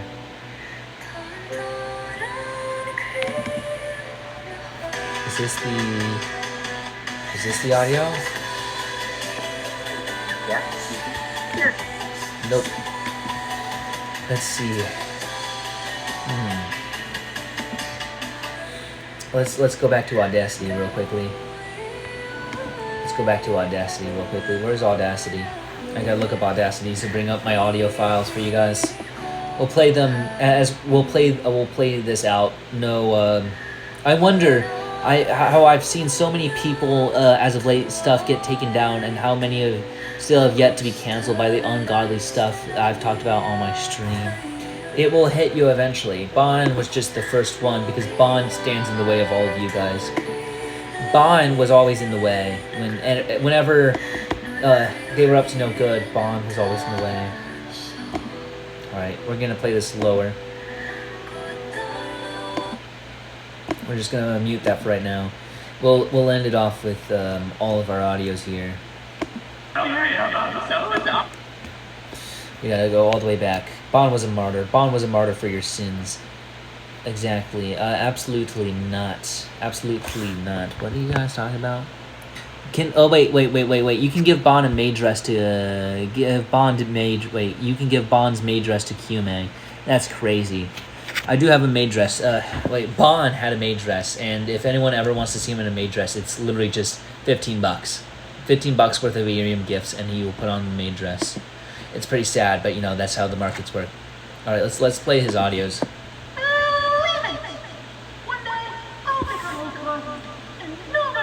Fine, it's $10. I'll move it down to $10. I'm very easily motivated. Hum. Thank you. I'll do $10. $10 to do a maid dress stream. God, I can hear him now. After eating all those expired noodles, my stomach is churning and gurgling. I'm gonna shit myself. I remember when you were just a tiny little baby thing. Now you're trying to challenge me for the right to become Hokage. I see how it is. One of the biggest mysteries I got to solve was why Discord was howling at the moon. Do that! And to think, I'll never get to sniff my Welcome in, Shion. So, Shion, welcome in. You just came in at an awkward time. You see, I can explain myself. We're holding a funeral for this guy named Bond. Totally not me. I hope you enjoy this, because it's about to get a whole lot... Who's dying again? Bond. Bond's dying. I'll never get to sniff my Oshi waifu Orocroni's armpits. Oh, I'm in the midst. God, I need to sniff her armpits so bad. I need it so deep inside. I need that urge to sniff those armpits. Oh, I don't need just to sniff. I need to lick the sweat. If only Jane Doe were a real person, and I'd try to sniff them too. Oh, the armpit. This is all about the armpit. Wait, hold on. This is all about the armpit. No weird sex stuff. This is all about the armpit, by the way. So, yeah, he wanted to just shove his face into the Orocroni's armpit and Jane Doe's armpits. He's kind of a weird dude. Wait, hold on. Did I crash? Please don't tell me I crashed in the last 4 minutes. My wife. Did I crash? Oh, no. You crashed, dear. Oh, shit.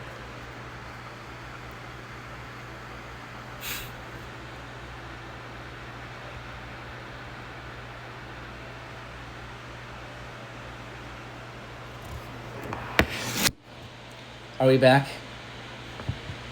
Did I come back? Okay. My wife recently found out my obsession with Brony and Jane Doe. She's gonna fucking leave me. Fuck! This goes on for quite a bit. I forgot about how long this was. I think my family's home.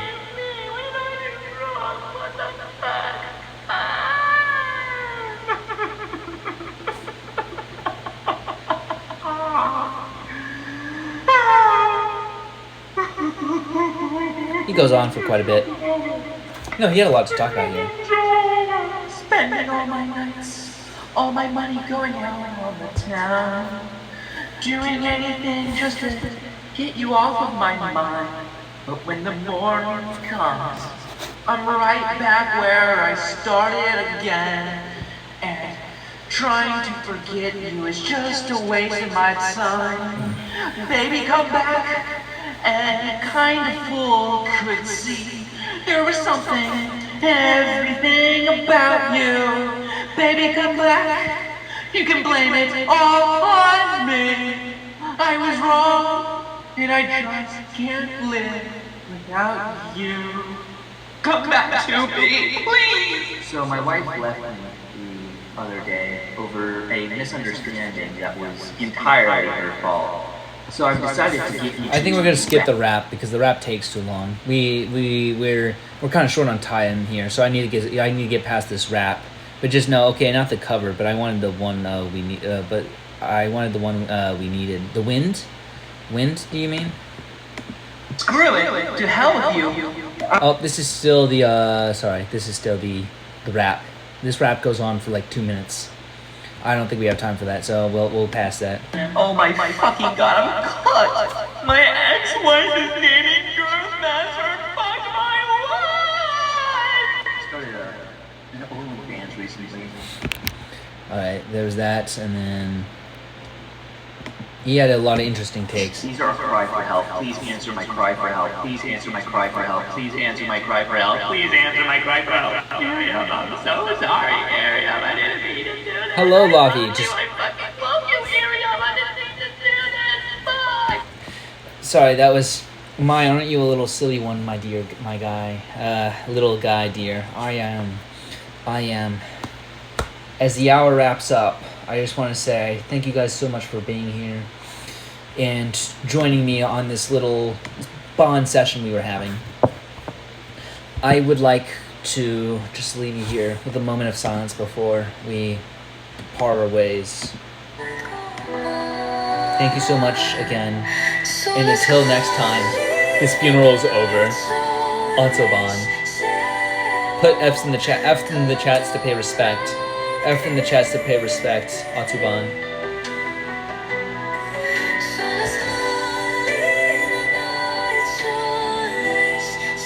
And until next time, I've been Bond Rider, Game's greatest detective, with your soul casing and put smiles, well, on faces.